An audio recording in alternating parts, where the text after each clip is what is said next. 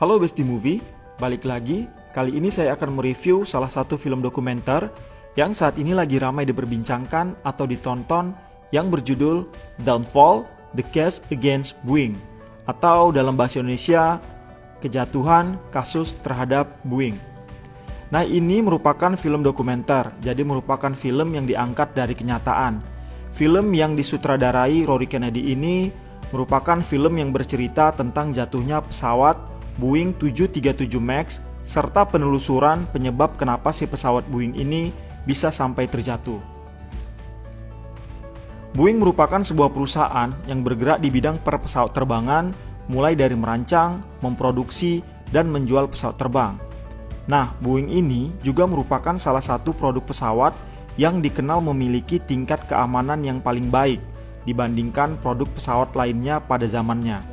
Bahkan sempat ada istilah yang menyatakan bahwa kalau tidak Boeing, saya tidak mau terbang. Wow. Nah, semuanya berubah ketika terjadi dua kecelakaan pada pesawat Boeing 737 MAX. Oke, itu tadi intermezzonya. Nah, sekarang mari kita simak alur ceritanya.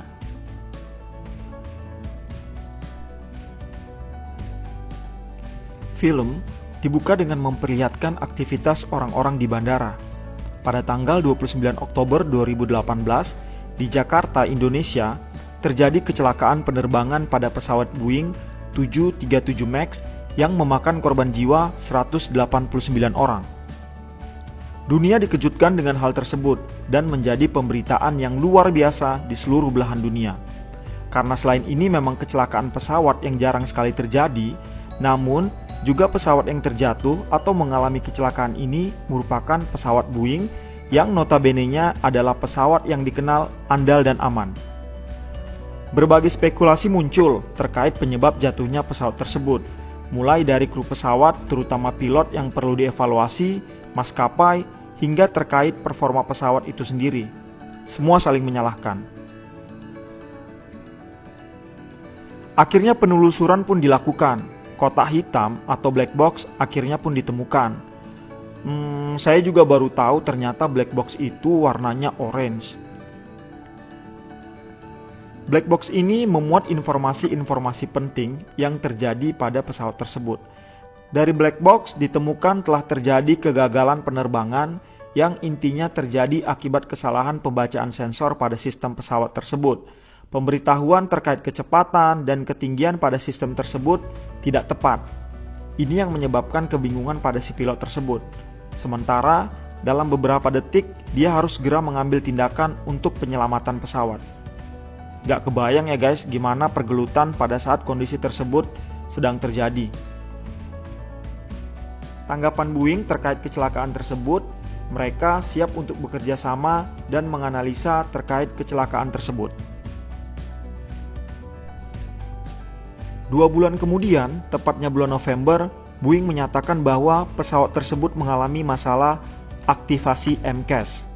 MCAS merupakan sistem karakteristik manuver, dan MCAS ini merupakan sistem baru, jadi rata-rata orang pada nggak tahu apa itu MCAS. Nah, ternyata MCAS itu ialah sebuah sistem di mana kurang lebih kalau pesawat dapat tekanan yang besar pada bagian depan dari arah berlawanan, otomatis pesawat akan naik. Kemudian setelah itu, melalui sistem MCAS ini juga, pesawat akan turun secara tajam dengan sendirinya secara otomatis.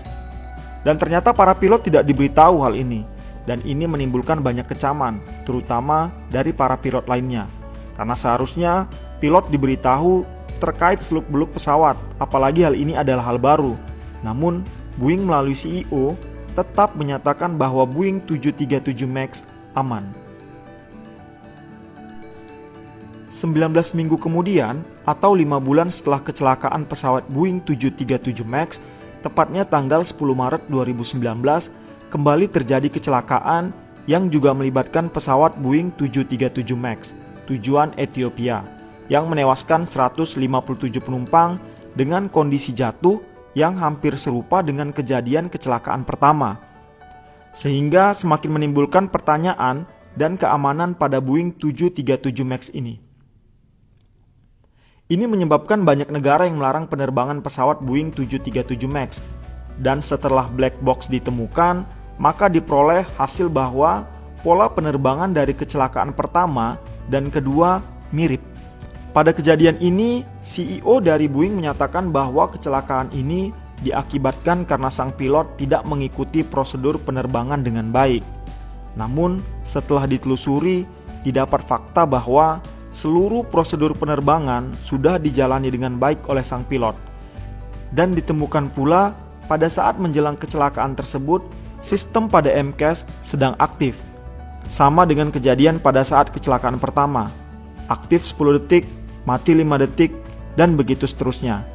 Yang membuat pilot sulit mengambil tindakan dalam waktu beberapa detik dengan kebingungan.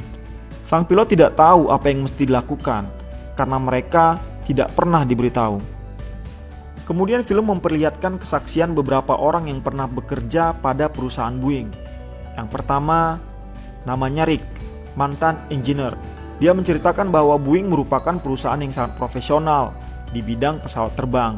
Semua dilakukan secara detail, profesional, perencanaan yang matang, serta Boeing dapat menyerap banyak tenaga kerja dengan penghasilan yang cukup baik, sehingga menjadi perusahaan yang disegani. Kemudian ada juga dari Cynthia yang juga merupakan mantan engineer di perusahaan Boeing. Dia menceritakan bahwa Boeing merupakan perusahaan yang menjunjung tinggi kualitas. Orang-orang merasa aman terbang bersama Boeing. Kemudian ada John yang merupakan mantan quality manager di perusahaan Boeing. Dia menyatakan bahwa ada kebanggaan jika bergabung bersama Boeing. Kita bebas berpendapat jika ada sesuatu yang kurang sesuai dengan produk yang dihasilkan. Semua bebas memberi pendapat tanpa harus takut. Namun, mulai ada perubahan dengan Boeing ketika Boeing mulai merger atau bergabung dengan perusahaan McDonnell. Dan kita sebut saja Pak Hari sebagai presidennya. Nah, Pak Hari ini memiliki sudut pandang yang berbeda terhadap Boeing. Pak Hari memandang Boeing sebagai perusahaan yang berorientasi pada bisnis serta keuntungan. Memang sih semua perusahaan harus untung, namun menurut para pekerja di Boeing, ada hal-hal yang sedikit berlebihan.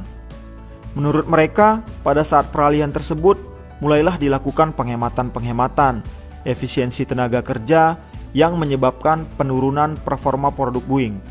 Dan juga dengan memindahkan kantor pusatnya Boeing yang sebelumnya di Seattle hingga pindah ke Chicago. Dan terbukti hal ini sempat membuat Boeing dilewati oleh Airbus yang merupakan sebagai salah satu kompetitornya dalam produk pesawat terbang. Oke, balik lagi terhadap penelusuran jatuhnya pesawat Boeing 737 MAX. Setelah dilakukan penelusuran, ternyata pihak Boeing sulit sekali memberi data-data ataupun dokumen lainnya, sehingga membuat kasus ini belum menemukan titik terang.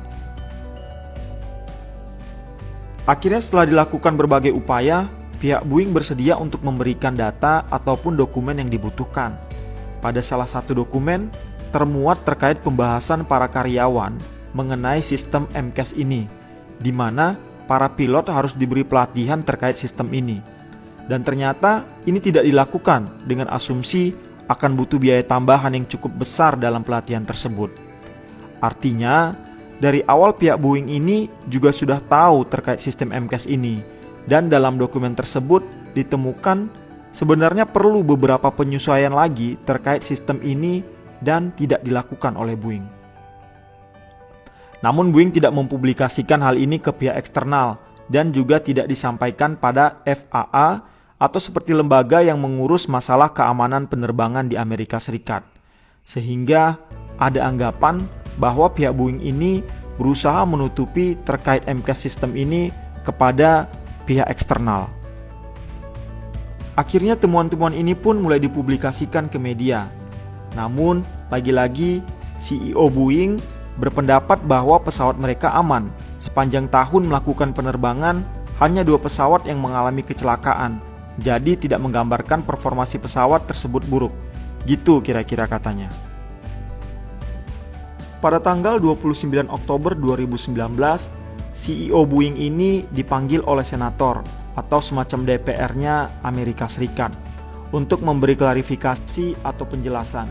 Tapi dia tetap kekeh bahwa tidak ada masalah dengan Boeing 737 MAX ini. 2 bulan kemudian setelah pemanggilan tersebut, ternyata CEO ini mundur atas permintaan Dewan Direksi Boeing.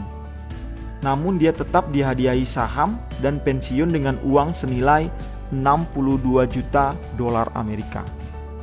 Akhirnya dari penelusuran dan penyelidikan, Boeing 737 MAX dilarang terbang 20 bulan dan saat itu sistem MCAS direvisi. November 2020, FAA mengizinkan pesawat itu terbang kembali dan Boeing mengkonfirmasi bahwa MCAS ialah aman. Pada Januari 2021, Kementerian Hukum Amerika Serikat mendakwa pihak Boeing telah membohongi FAA. Boeing kemudian bersedia membayar 2,5 miliar dolar Amerika sebagai denda dan kompensasi untuk menghindari sanksi pidana. Nah, film pun tamat. Film ini mengajarkan kita bahwa profesionalisme itu sangat penting dan film ini juga syarat terkait nilai-nilai kemanusiaan. So guys, seperti biasa akhir kata tetap semangat, pantang menyerah dan tetap konsisten dalam melakukan hal-hal baik.